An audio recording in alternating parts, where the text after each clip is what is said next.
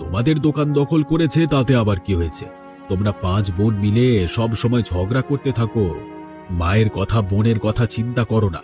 তোমরা তো শুধু নিজেদের সংসারের কথা চিন্তা করছো, সেখান থেকে কিভাবে টাকা নিয়ে যাবে। এখন আর আমাদের নিজেদের সংসারের কথা চিন্তা করছি না। এখন আমরা মনে করছি এটাই আমাদের 5 বোনের সংসার। বাবা নেই, এই সংসারের দায়িত্ব আমাদের। 5 বোনের নিজেদের ভুল আমরা বুঝতে পেরেছি। আমরা আগের মতো আর ঝগড়া করছি না। কি বলছো বৌদিরা? এরা কি সত্য বলছে? এরা সব সত্য কথা বলছে। কালকে থেকে এরা আমাকে কথা দিয়েছে ভালো হয়ে যাবে, আবার চিকিৎসা করাবে, 2 বোনের বিয়ে দেবে। তাহলে তো ভালোই হলো।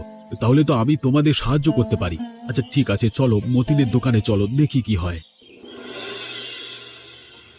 কি মতিন, শুনলাম তুই নাকি আবারও এই বৌদিদের দোকানটা দখল করে নিতে যাচ্ছিস এবং কি সব কাগজ দেখাচ্ছিস? এই মনির বাবা জীবিত থাকতে তিনি আমার কাছে দোকানটা বিক্রি করে